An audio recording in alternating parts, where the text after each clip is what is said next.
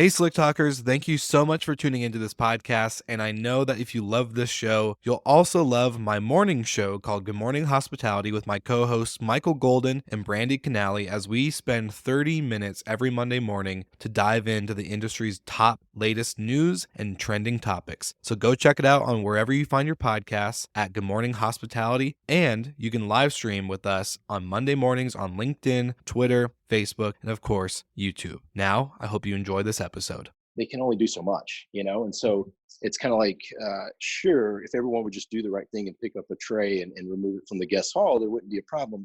But when you really understand what's happening behind the scenes, that's where the true problem starts, and so that's it. We're just providing a simple solution to give the team the tools that they need so they can use that passion and provide the level of experience that they really want to. They just had a challenge doing so.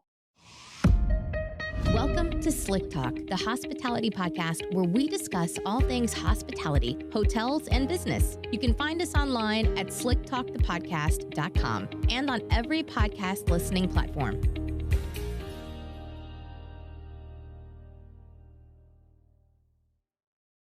Yeah, absolutely. So as we'll touch on in a moment, my background's in hotels, but TrayAway is a technology service for hotels. Essentially, what we're doing is enhancing the guest experience and ensuring that dirty room service trays don't clutter up those beautiful hallways. We're doing that throughout lots of different brands. We just announced last week we're now supporting 100 hotels throughout 10 countries, which we're really excited about. So, again, appreciate you having me on the show. Of course, no. And I love like you and I were just talking about earlier, I just love the exciting little things like this. Something that we see as a problem in our industry, and then somebody who's took that problem and got innovative and creative with it and is really changing the game. So I'm super excited to have you guys on. For just the audience out there that's listening and just for the sake of the show, let's kind of dive into a little bit about who you are. How did you get to where you are today, and what was the journey along to, the exciting success of getting to 100 hotels for TrayAway? Awesome. Would love to. So should we start just at the very beginning, or where would you like to start? Yeah, let's do it. Growing up all the way through, your college years and into the career of hospitality and hotels. And then, we'll just work our way through. Yeah. So growing up, I grew up mostly in the South, mostly Louisiana specifically. Was blessed with an amazing family. Had incredible parents, two older amazing sisters. So very blessed to say there.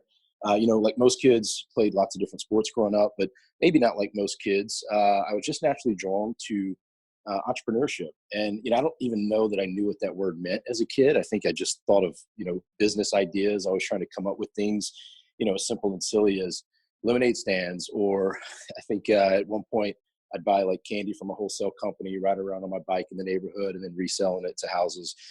So just kind of always young and tasting different business ideas growing up. And then kind of a little bit later, I guess, 15, my father unfortunately passed away from cancer, very early 40s. So, kind of very unexpected for our family. And at that time, I decided that, sports just didn't seem so important anymore. So kind of hung that up my sophomore year and just kind of poured that energy into working. So that summer, I actually spent a whole summer working in a warehouse, saved up about $1,500 and went out and bought a windshield repair kit. So if you don't know what I mean by that, you get those small little chips on your windshield. Yeah. Well, at 15 years old, I'd fix it for you for free. And then I would bill your insurance company $50 and it'd take me about 30 minutes. So my junior and senior year of high school, I was working for myself, making roughly about $50 to $100 an hour. So that's kind of from start to about end of high school to kind of catch you up there. Yeah, no, definitely. And what I really like about, what you just said is I don't think I knew what entrepreneurship was either as a kid. I remember doing the lemonade stands. I remember selling, crappy superhero drawings and all the other kind of like weird things that nobody told you was business, nobody saw. I just think it's a different time. And now, like, I remember the first time I heard the word entrepreneur was when I, started my chauffeur company back in Spokane. And it, like, to me, I was like, what? That's what this is? Like, this is what everybody else is doing. Like, you see, like, people that own big skyscraper buildings and have all these big offices, and you think about all that, and they're entrepreneurs, they're business owners. But really, in our head, I think, I don't know, it was just a weird feeling when you heard the word, and just now like realizing like, oh, like I've done this for a long time, but just in many, many different ways and forms that, you know, led up to this moment. So it's kind of interesting to hear the similar stories.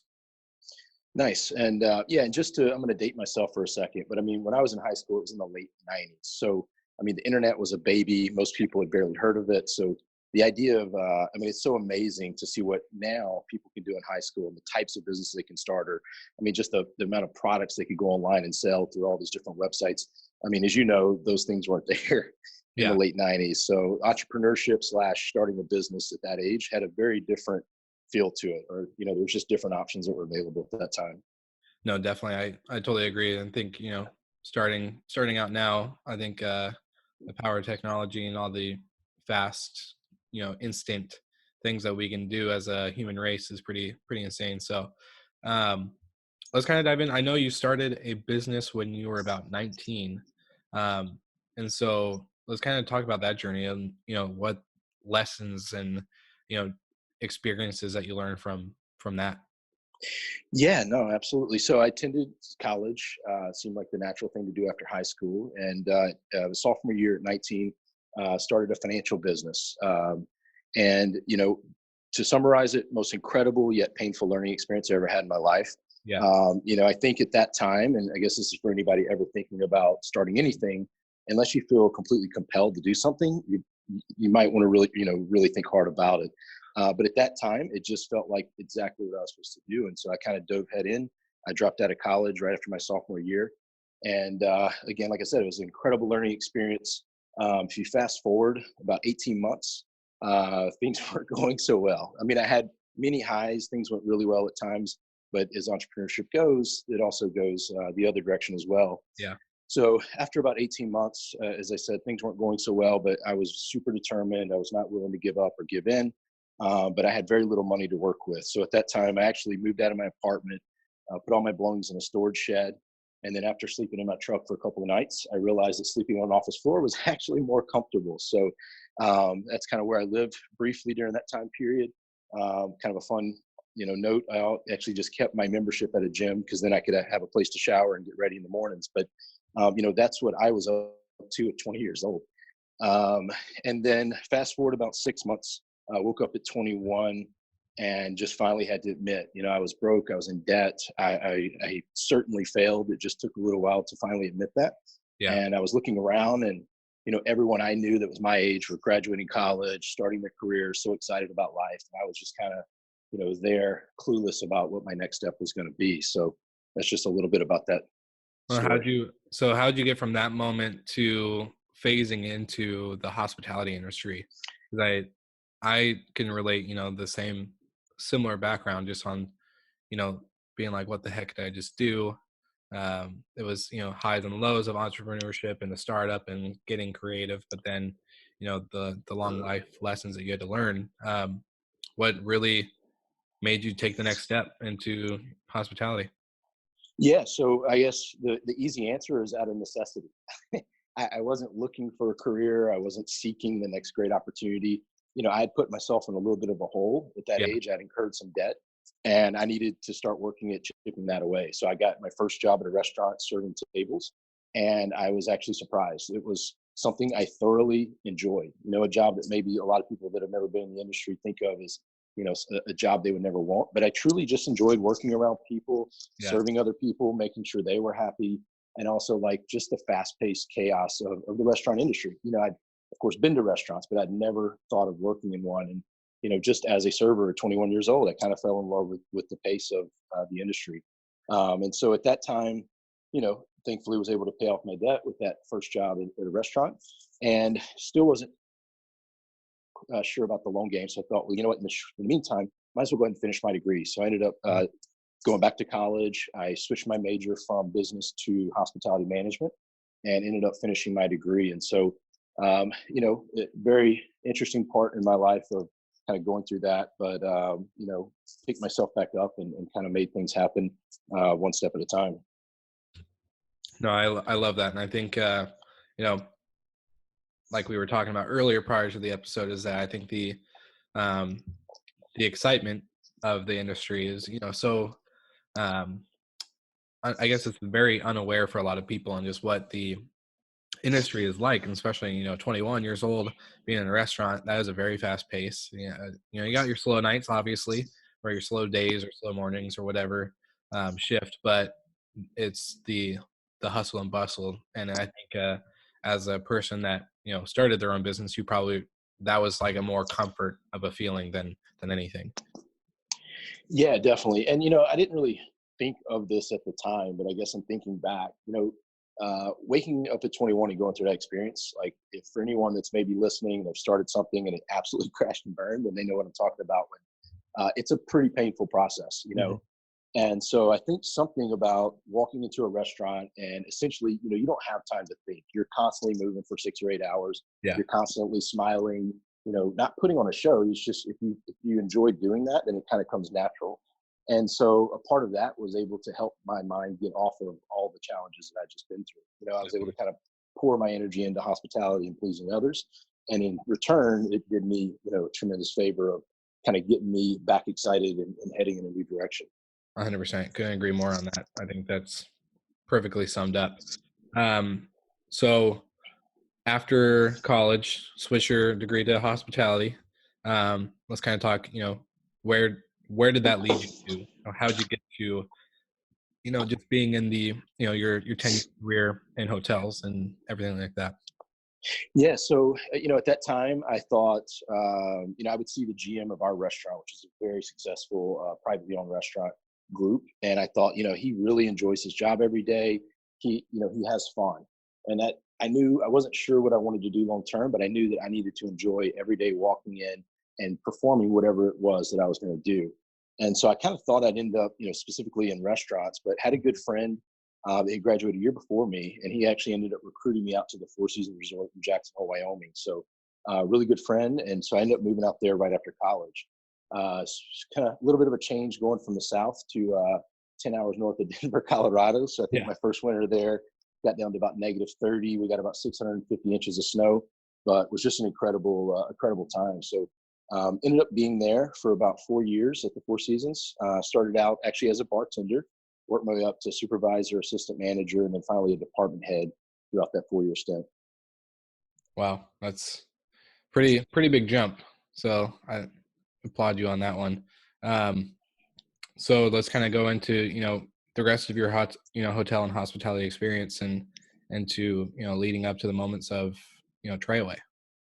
Definitely. So the beautiful part about Jackson Hole is it's very seasonal, busy in the winters and summers, but slow in the fall and the spring. So I did have the opportunity to go help out a couple of months at the Four Seasons Philadelphia, a month in Miami.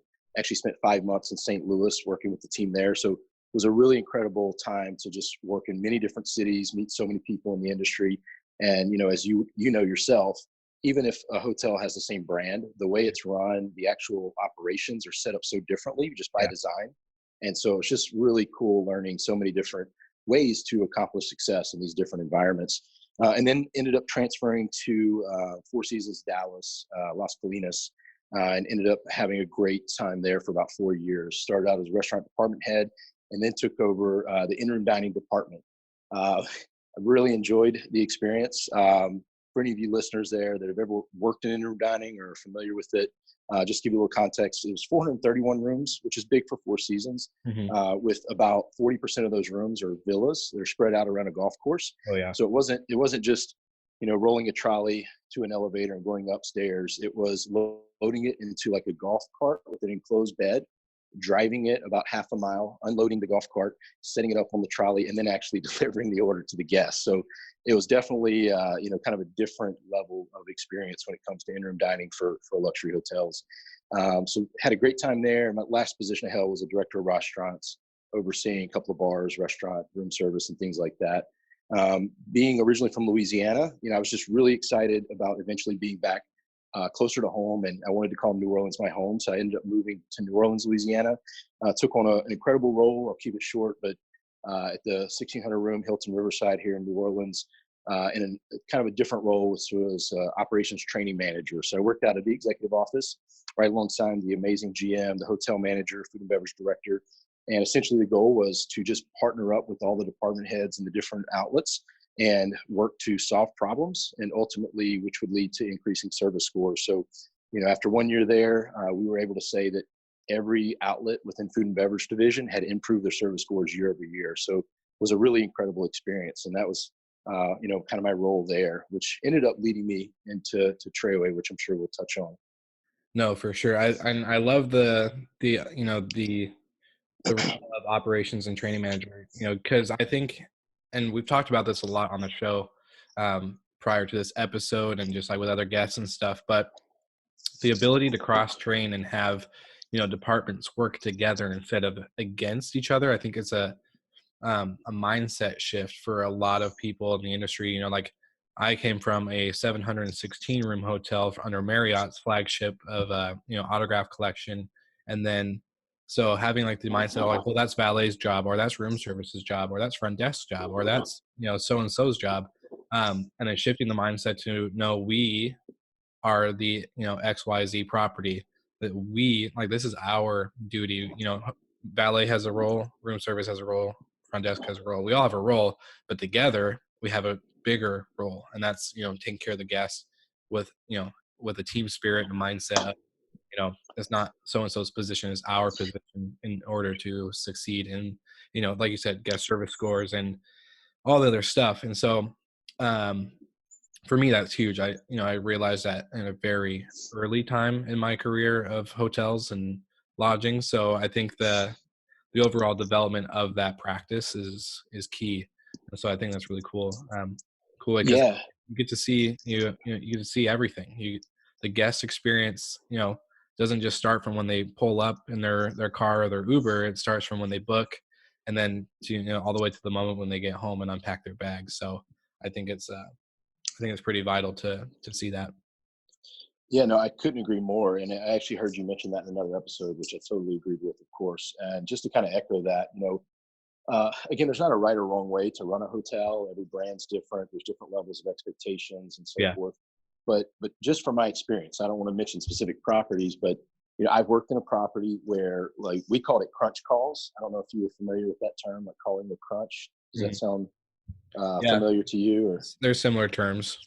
yeah, so that was like the norm and the expectation of everyone working at that resort. If the restaurant was getting overloaded, it wasn't uncommon to see someone from catering or sales or accounting all of a sudden with a tray in their hand, walking around, taking care of dishes off, essentially clearing tables. Mhm. And I've worked in other properties where you wouldn't see that kind of thing happen. And Yeah. again, it's not about right or wrong. Everyone has their own jobs, and by all means, they've got to take care of that. But there's something about having a culture where you just know at any given point of the day, whether it's the front drive, the spa, whatever it may be that needs help at that moment, that you have some simple procedures in place, whether it's, there's obviously different types of technology that can help you communicate the need of where it's at.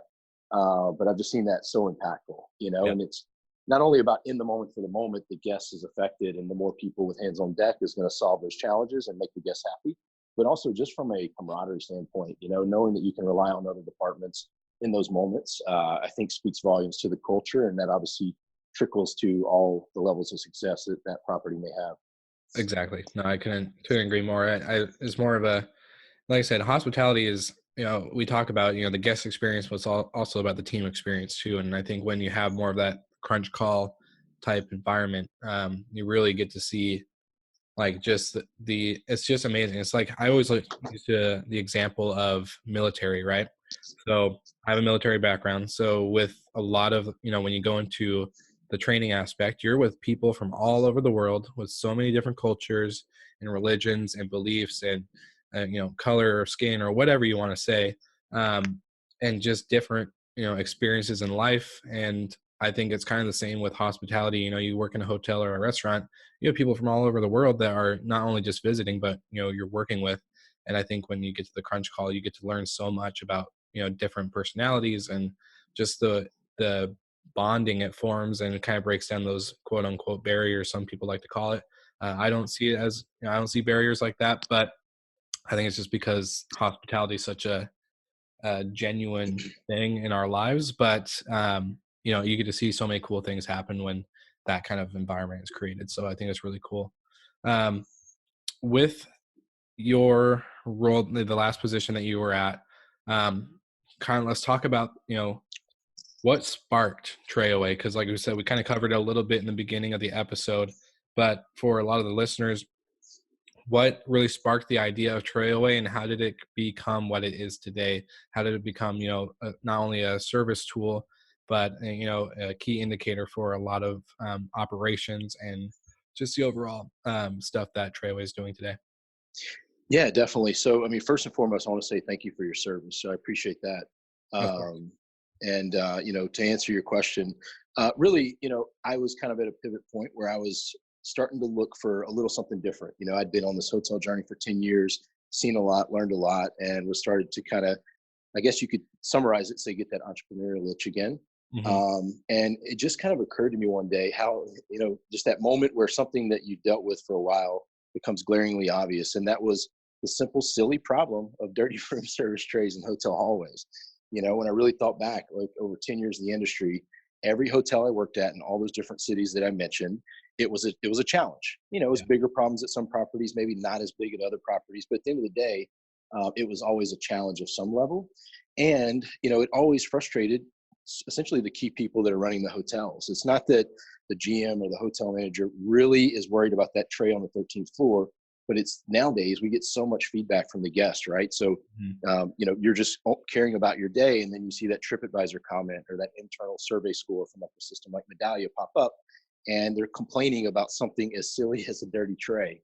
And so I just became passionate about trying to solve it, and literally internally. So I looked at, went to Google, which is what everyone does when they're looking for something, Yeah. searched the market, and I could only find one solution that was out there, but I was excited to find it. I was like, fantastic. I'm going to find out what this is. We're going to, purchase it. We're going to resolve this challenge for us. And then I was going to move on to the next challenge. But there was a little twist. They sent me a quote for $96,000.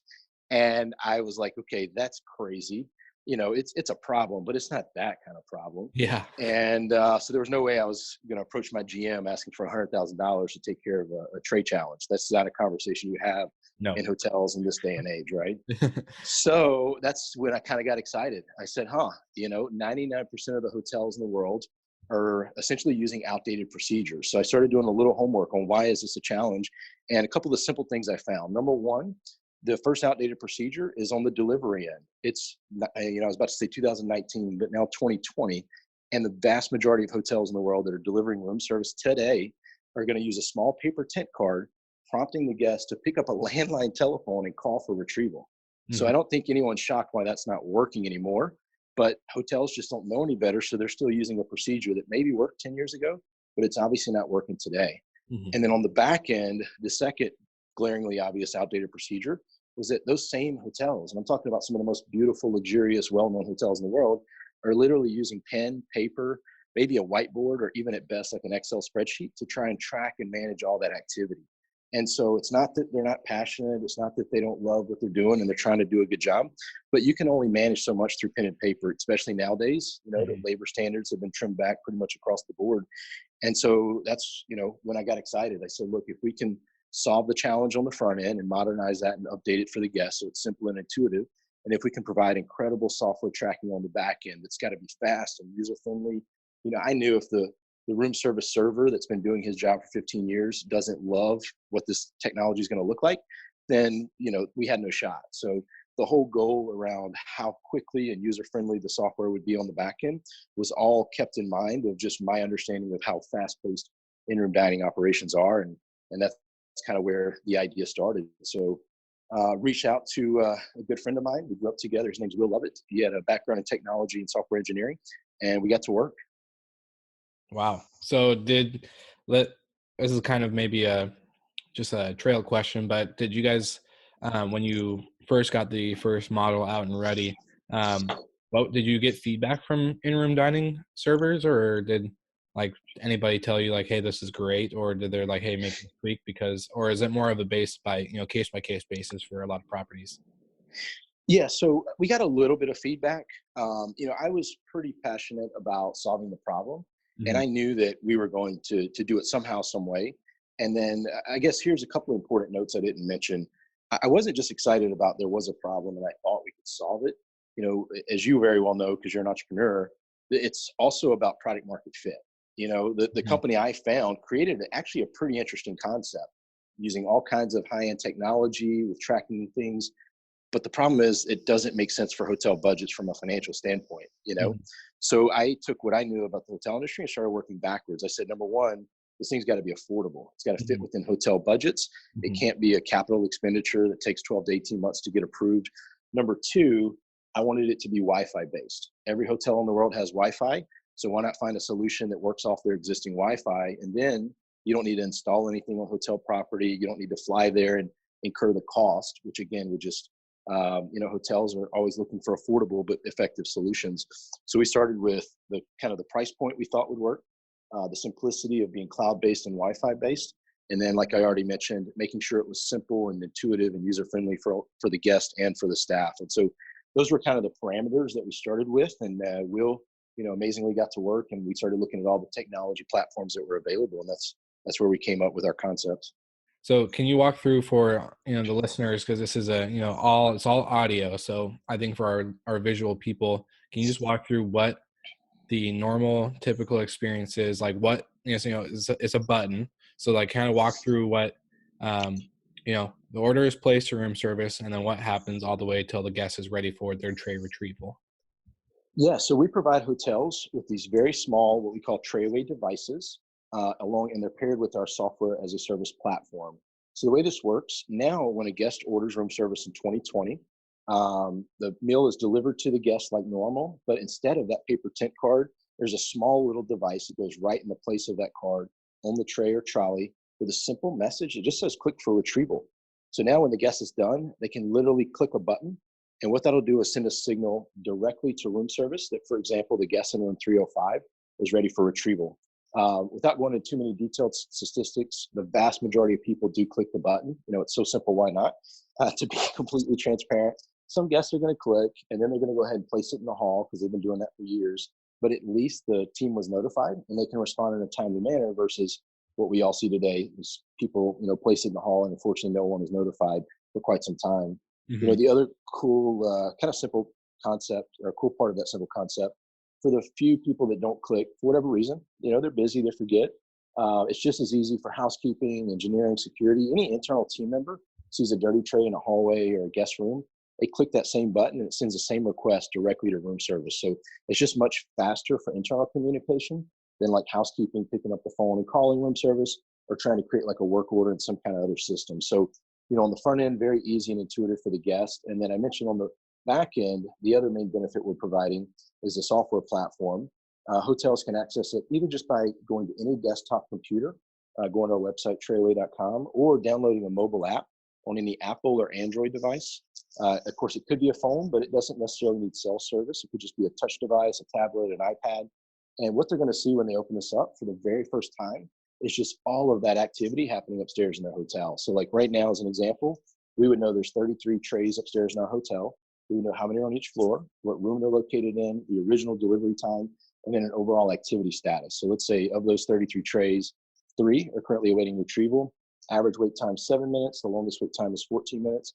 It just really streamlines that whole headache process on the back end, so they can run a much smoother, more efficient operation. And see, this is what I love about this, and because just from my background of operations, I know that number one, costs that are going up for hotels is labor, from any position, any department. But also, we have certain metrics that we have to hit, right? You got housekeeping metrics, you got maintenance metrics, you even got front desk metrics, and some other indicators that go into that scene. But the time, so like you said, the guests, and even I'll just start with the guest experience. They hate seeing dirty trays in the hallway. Like I get that call all the time. Like my front background was always like, hey, I left at 8 this morning to go to a meeting, and I came back to my room was clean, but they just left the tray of room service from the guy next door out in the hall all day. It's been there since I left, and now it's 5 in the afternoon. Well, that itself is just okay. It's a horrible complaint to get.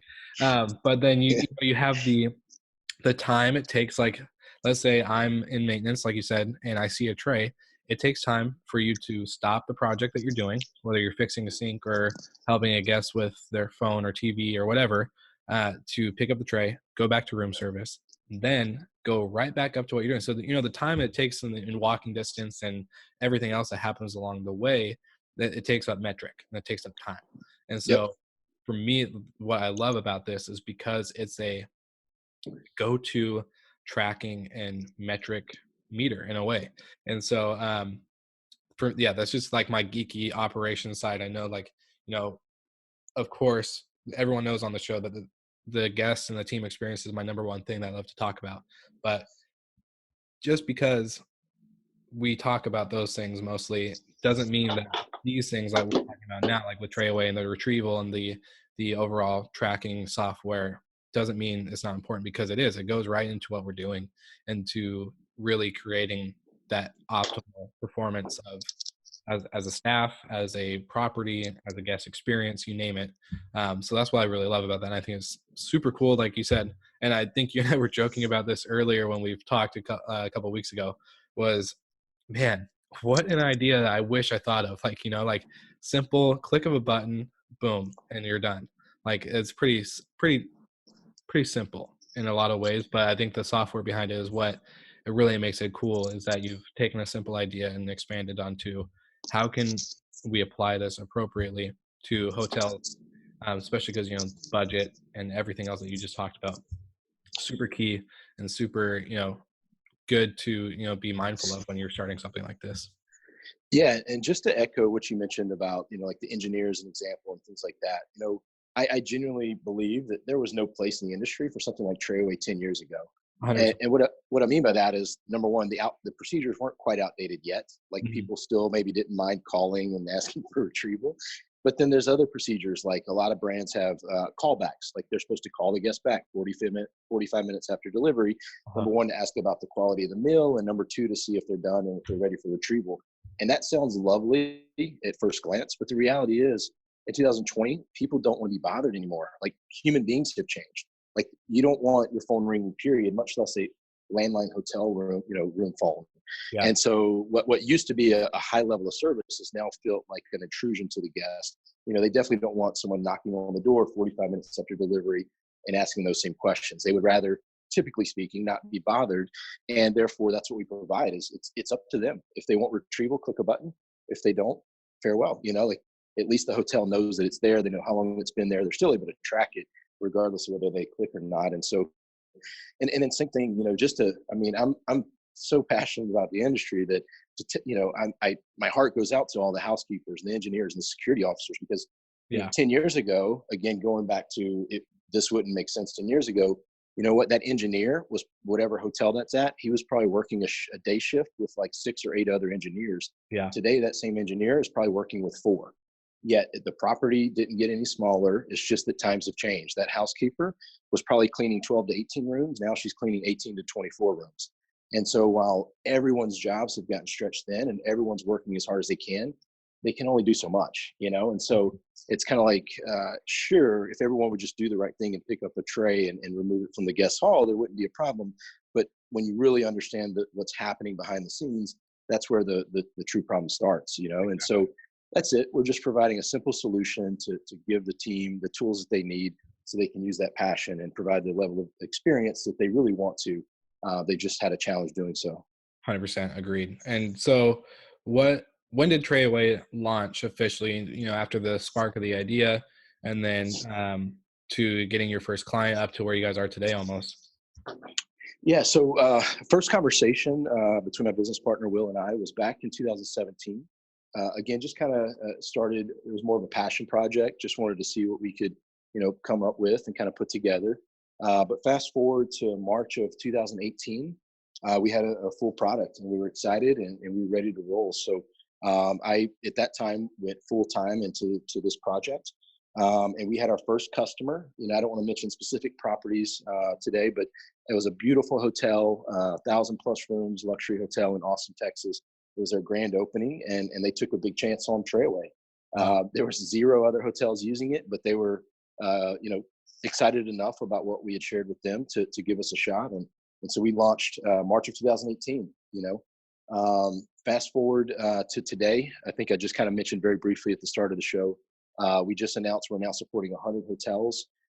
Pretty much, again, I don't want to mention specific properties or brands, but pretty much any brand you can think of in the full service and luxury hotel space, we're at least working with a few of their hotels, if not a couple dozen.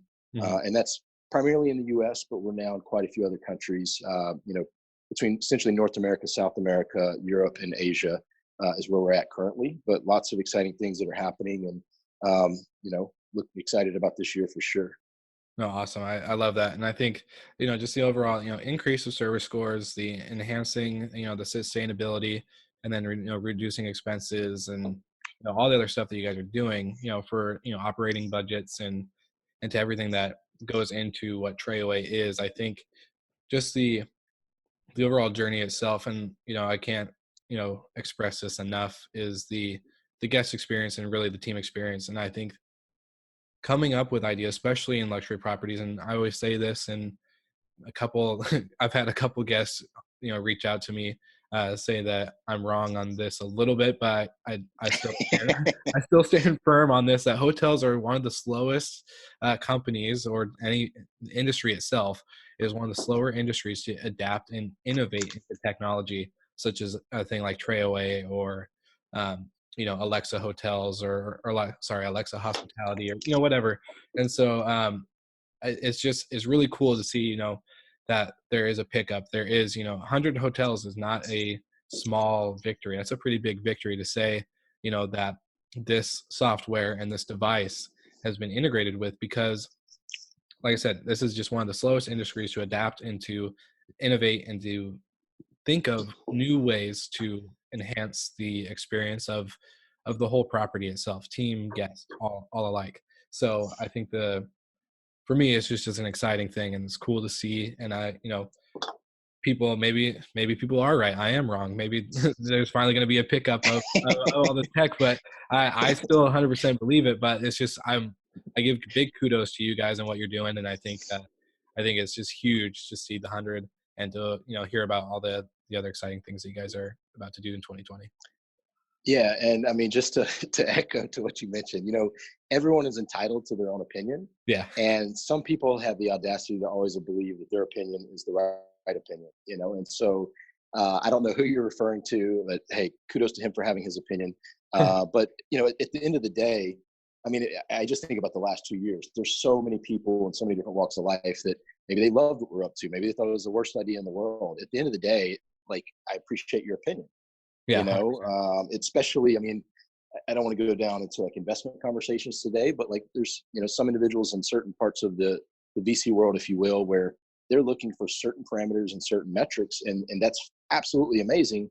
That has nothing to do necessarily with the journey that I'm on and what we're trying to accomplish and provide for the hotel industry. So, I've received lots of opinions in the last couple of years. And it's at the end of the day, you kind of have to take it with a grain of salt, as long as you know and believe at what you're up to. And it just, but every day is a challenge and a journey. So you just have to continually reconfirm that you're on the right path. You believe in what you and your team are doing, and just kind of taking it one day, 1 week, and 1 month at a time. Definitely. Couldn't agree more. Well, I want to end the show with 2 questions, and Okay. we talked about them a little bit, but I want to, one, for anybody in the world that is listening to this podcast right now, what is one piece of advice or lesson or just final words you would like to say in order to give them as a nice little takeaway from the episode? Sure.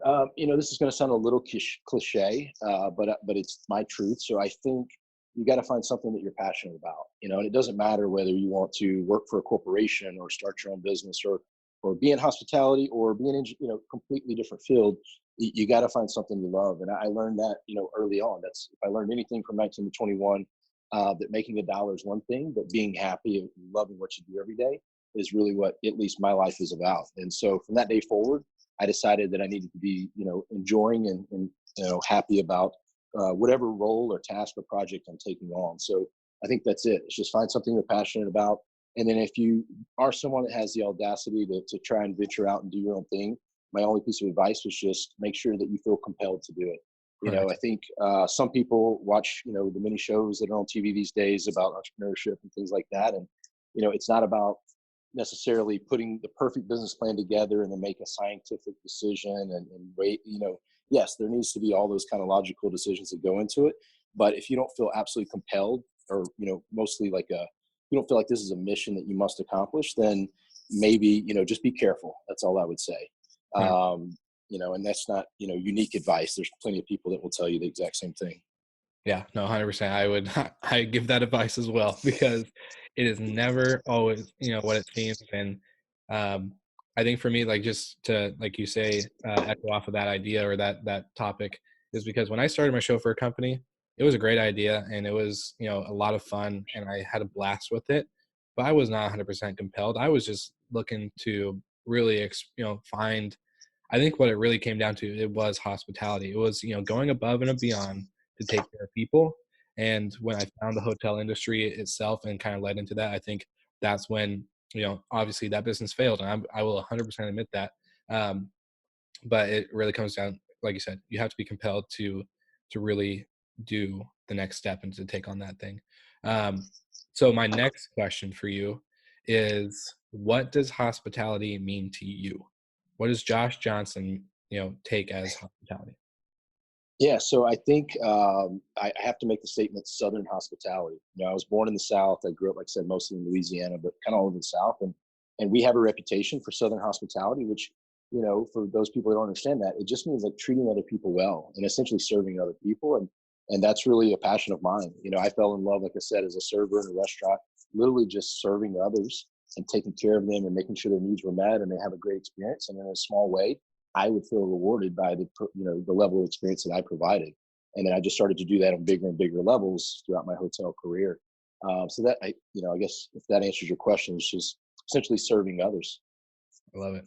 All right. Well, Josh, it was such a pleasure to have you on and to learn more about TrayAway and to just give you a big congratulations on what you guys are doing in the industry. I love it. I'm a big fan and a big supporter. So keep up the great work. And thank you for being on the show. And anybody that's listening, I will link TrayAway's website and all the information that we kind of talk about into the description, so you can listen and find out everything on every platform, Apple, Spotify, Google, you name it, it'll be there. And then, Josh, I just appreciate you being on the show, my man, and we'll talk soon. Awesome. Thank you, Will. Really appreciate it, man. Excited to see your journey as well. And we'll obviously be in touch. Thank you so much. Thank you so much for listening. We love your support and want to provide the best we can to all our listeners. So please find us online, social media, and on Spotify, Apple Podcast, and Google Podcast. Thank you so much for everybody who's joined the show and just been a part of the exciting journey with the podcast. It was such a pleasure to have Josh on the show talking about TrayAway and just the cool things. So final note, just go check it out, trayaway.com. And you can find out more information on their website. And like I said, we'll have everything linked below. So thank you very much. I'm excited to announce that after this episode, for the next 10 weeks, you'll be hearing a 10-week exclusive series on vacation rentals. It's called the Vacation Rental Mastermind Series, where I have sat down with 10 of the most experienced and knowledgeable people in the industry for vacation rentals. This is a very exciting part for me because I'm taking a journey into a vacation rental management company for luxury properties, as well as the podcast full time. So, like I said, it's just going to be really amazing, deep dive content. There's a couple bonus episodes, so it's not just 10 weeks. There's going to be a couple exclusives with other major players in this space of the hospitality side. So stay tuned, 10 weeks, amazing episodes, amazing companies, amazing people, just doing great things, just like TrayAway and many, many more. So stay tuned for the series launching the 29th of January.